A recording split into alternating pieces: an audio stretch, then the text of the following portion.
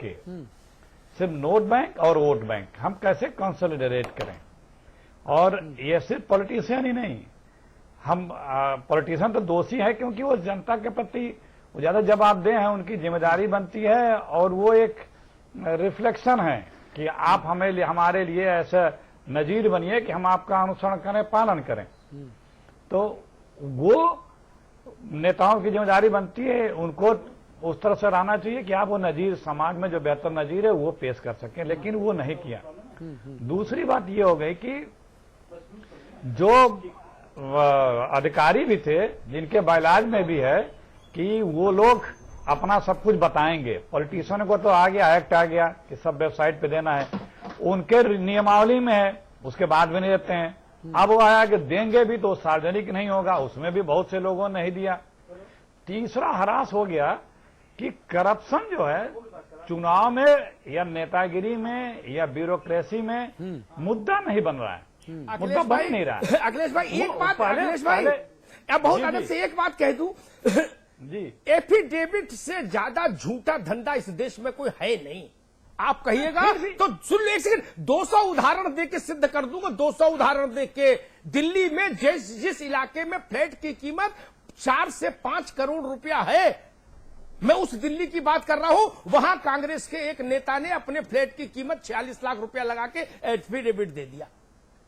ये चरित्र है? नहीं, ये नहीं, कौन किसको? और सुनिए, जिनके घर का रोज का खर्चा 1 लाख रुपया है, वो लोग एफिडेविट देते हैं कि मेरे पास सुनो ना, कॉलम आता कार है कि नहीं, कहते कार नहीं है मेरे पास, हम बेकार हैं। अरे आप सरकार है, आप बेकार बता देते, उस एफिडेविट को क्या करें? हमारी बात को आप दूसरे तरफ ले लीजिए। हमारे कहने का मतलब ये है कि जो कुछ बताया जा रहा है, बताया तो कम से कम गया, अब वो कितने गए, कम या ज्यादा जनता देखे, जनता के लिए सार्वजनिक तो किया गया।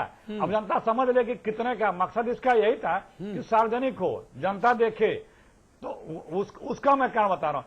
तीसरी बात जो मैं आपको बता रहा था, इनमें से जो बातें आप कह रहे हैं, जो बातें आप कह रहे हैं, ज्यादातर बातें अरविंद केजरीवाल, अन्ना हजारे, गोपाल कृष्ण राय, मनीष सिसोदिया, किरण बेदी, जब ये लोग कहते हैं तब आप लोग उसको मानने को तैयार नहीं होते, तब आप लोग इनको मक्कार बताते हो।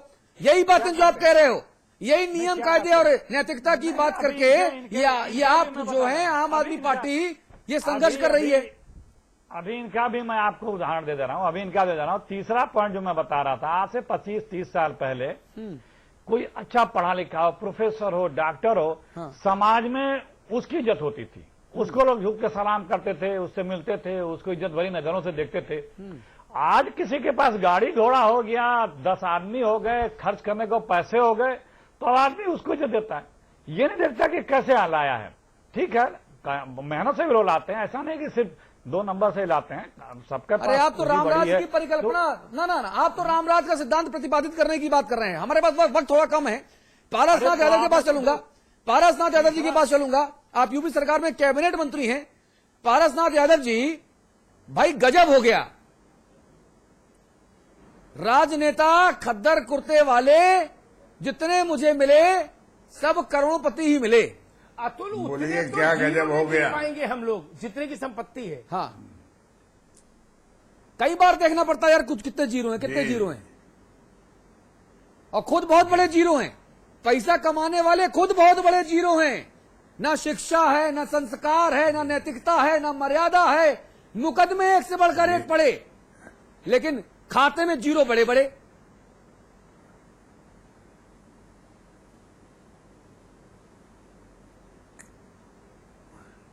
क्या कहना है बताइए। अब जो आपका मन है कह दीजिए। ये मामला राम अचल राजभर साहब से शुरू हुआ है, प्रिय विषय है आपका।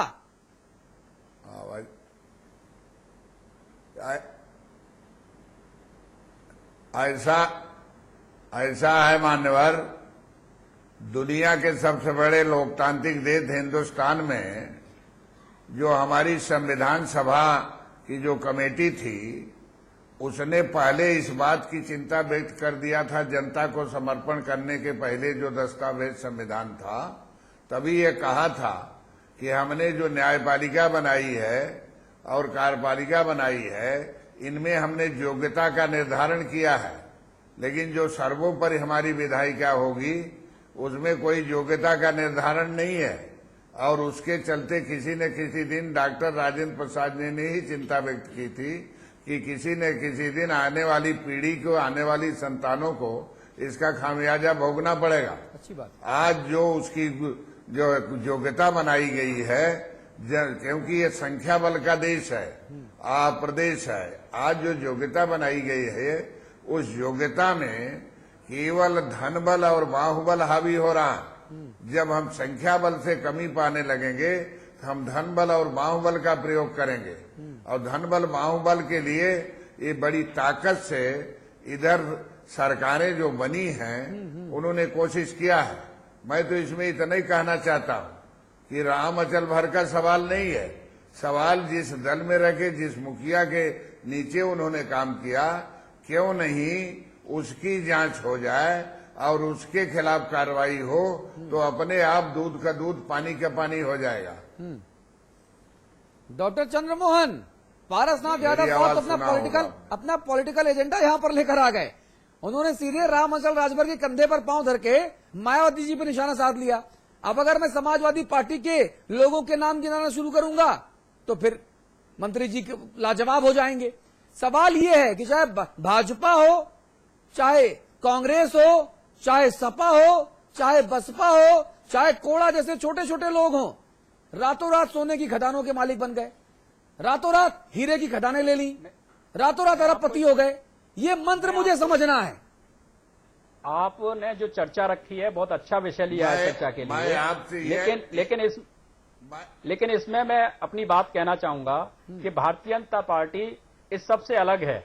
और भारतीय जनता पार्टी, क्योंकि उत्तर प्रदेश का जहां तक सवाल है और उत्तर प्रदेश में जो इस तरह की घटना है, जिस समय से उत्तर प्रदेश में बहुजन समाज पार्टी का उदय हुआ उस समय से राजनीतिक भ्रष्टाचार का सिलसिला शुरू हो गया। चाहे राम अचल राजभर हो, चाहे अनेकों लोग हों। और राम अचल राजभर केवल एक राजनेता नहीं है, वो बहुजन समाज पार्टी के उत्तर प्रदेश के अध्यक्ष भी हैं। तो मैं कहना चाहूंगा कि बहुजन समाज पार्टी का जो चेहरा है, और यहाँ पारसनाथ जी बहुत अच्छी बात कह रहे हैं, बहुत अच्छी चर्चा की, और मेरे साथी जो बैठे हैं आपने भी बड़ी अच्छी चर्चा की और ग्लोबलाइजेशन से बात को शुरू किया, मैं स्वागत करता हूं। लेकिन इन सपा ने भ्रष्टाचार को चुनावी मुद्दा बनाया, लेकिन एक साल पूरा होने के बावजूद भी लोकायुक्त जांच हुई, उसके बाद में विजिलेंस जांच हुई। जांच पर जांच क्यों हो रही है?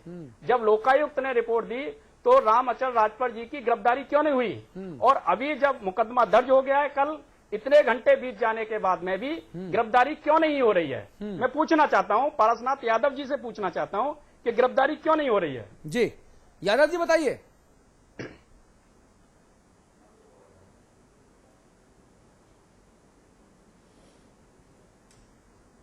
जो बात आप कह रहे हैं, ये दुनिया का इतना बड़ा लोकतांत्रिक देश है जहां दोष सिद्ध होने के बाद ही कार्रवाई होती है, और दोष सिद्ध हो गया है, कार्रवाई होगी। लेकिन कार्रवाई के पहले जो आप कह रहे हैं कि इतना घंटे बीत गया, गिरफ्तारी क्यों नहीं हुई, ये कहीं निर्दोष न कोई व्यक्ति फंस जाए, इस पर भी जांच, विजिलेंस लेके तमाम ऐसी हमारी एजेंसियां हैं जो ये कार्य करने की कोशिश करती रहती हैं। कोई व्यक्ति कल ये न कह दे कि मुझे नाजायज परेशान किया जा रहा है, उसके लिए ये समय दिए जाते हैं।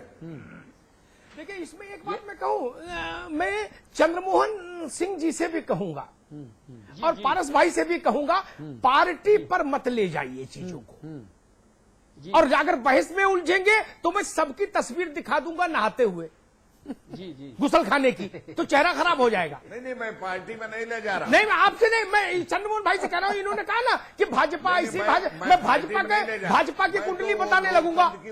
मैं बड़े फलक पर बात कर रहा हूं। मेरा इंटरेस्ट इसमें नहीं कि राज अचल राजभर गिरफ्तार हो जाएगा तो कौन सा गांधी का राज आ जाएगा इस देश में।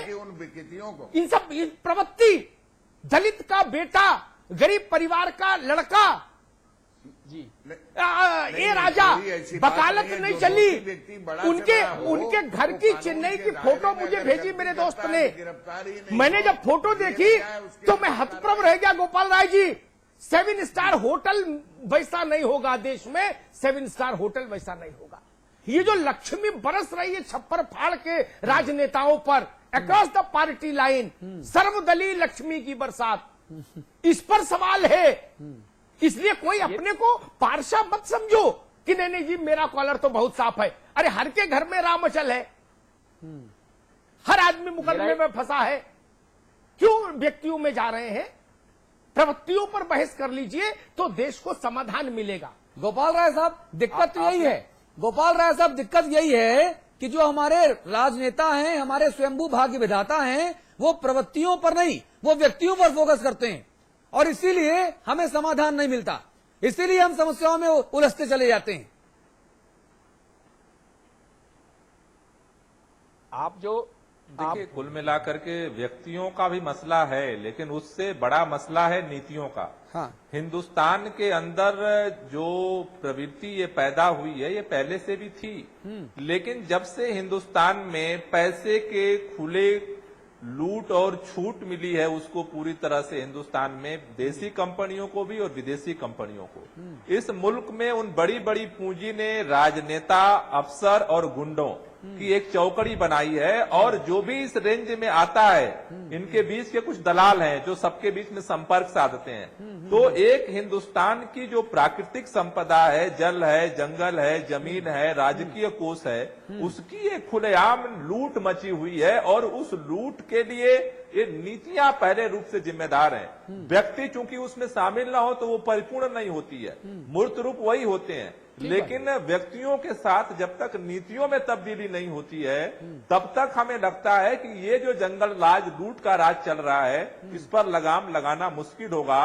और सबको सोचना होगा। जो भी समाज और देश के बारे में सोचता हो, पार्टी से ऊपर उठ के सोचना पड़ेगा, और नहीं तो फिर इस देश के लोग विद्रोह करेंगे और उस विद्रोह में बचेगा कोई नहीं। विध्वंस की लीला जब प्रारंभ होगी तो अंग्रेजी राज नहीं बचा। इन काले अंग्रेजों की कितनी औकात है जी। नहीं, आप बात अच्छी कह रहे हैं, लेकिन आजाद भारत में आप लोग सब लोग बैठे हैं, सब लोग अनुभवी हैं, मुझे जरा गिनाइए कि आजाद भारत में राष्ट्रीय स्तर के कितने नेता भ्रष्टाचार के दोष साबित होने के बाद जेल गए? मुझे केवल 2 के नाम याद पड़ते हैं, सुखराम, ओम प्रकाश चौटाला। अखिलेश जी, जरा इस सूची को आगे बढ़ाइए। तो देखिए, दिक्कत इसी जगह पर है। प्राथमिकताएं राजनीति की बदल गई हैं। पहले सेवा भाव के राजनीति में आते थे। आप आजादी के पहले से अभी 50-60 के दशक तक देखिए, हाँ। जो लोग समाज के क्रीम थे, पढ़े लिखे थे, ICS थे, अंग्रेज विदेशों में पढ़े हुए हैं, बड़े घरानों के थे, खानदानी लोग थे, वो लोग इस राजनीति में आते थे। आज वर्स्ट लोग आ रहे हैं। एक तो बेसिक जो रिक्रूटमेंट है उस पे उसको ध्यान करिए आप पहले। और पहले लोग महल छोड़ के, ठाट बाट छोड़ करके जेलों में गए, आजादी की लड़ाई लड़े, इसलिए नहीं कि पैसे कमाएंगे, चाहे हम बड़े और रईस बन जाएंगे, इसलिए कि देश के सेवा भाव था। आज एक तरह से प्रोफेशन हो गया। नहीं, आपका मतलब ये हुआ ना, आपका मतलब ये हुआ कि राजा महाराजा और बड़े घर के लोग जिनका पेट भरा होता था वो भ्रष्टाचार कम करते थे और भूखा था ना, और भूखे पेट लोग भ्रष्टाचार ज्यादा करते हैं। ये नहीं था भाई। अरे भाई, फिर वही मैंने कहा, पता नहीं, मैं साफ साफ कह रहा हूँ कि सेवा भाव से लोग आते थे। हाँ। कि हमें देश के लिए, जनता के लिए कुछ करना है। हाँ। इस भाव से आते थे। हाँ। हमने तो साफ शब्दों में कहा कि वो लोग आते थे। देखिए, पहले 2-3 कार्य ऐसे थे, जैसे शिक्षा, चिकित्सा और राजनीति, कि जिसको सेवा करना वो इसमें आए। आपकी जिसको साइकिल पे चलना, खद्दर पढ़ना, वो शिक्षा में जाए। जिसको झोला लेके आला लटका के डॉक्टरी करनी है, वो चिकित्सा में आए। यही 2 प्रोफेशन आज सबसे ज्यादा पैसे के हो गए हैं। नेतागिरी में वो है कि जो हाँ, वही कह रहा हूँ, शिक्षा चिकित्सा मैंने गिना है ना। हाँ। नेतागिरी में वो है कि जो गांव-गांव घूमे, लोगों के दुख दर्द के लिए मदद करे, जाए, नेतागिरी करे। आजकल लोग पैराशूट से आते हैं, आजकल लोग पैराशूट से आते हैं। ये जस्ट रिवर्स हो गया, ये जस्ट रिवर्स हो गया आज की तारीख में। अखिलेश भाई, आज की तारीख में अगर कोई चंबल का डकैत मुझसे ये पूछे सवाल, गोपाल जी मुझसे ये सवाल पूछ ले कि अमिताभ जी आप मेरा इंटरव्यू लेने आए हो और कह रहे हो कि मैं लूट क्यों करता हूं, ये लंपटपन क्यों करता हूं। अरे मैं कितना लूट लिया, पूरे जीवन दांव पे लगा के, हर क्षण मृत्यु को दांव पर रख के चलता हूं जिंदगी को। 25 लाख, 50 लाख, 1 करोड़, 2 करोड़, 5 करोड़, 10 करोड़, और वो मुझे कौड़ा से लेके रामअचल भर के नाम गिना दे तो मुझे डूब मरने के अलावा कोई चारा है क्या? बताइए। तो आपका इसीलिए नहीं, और ये स्थिति हो गई राजनीति की, और राजनीति की पतन की यह स्थिति हो गई। और जब फिल्म पान सिंह तोमर में डायलॉग एक आता है, उससे मैं सहमत या असहमत हूं, तो वो अनिवार्यता नहीं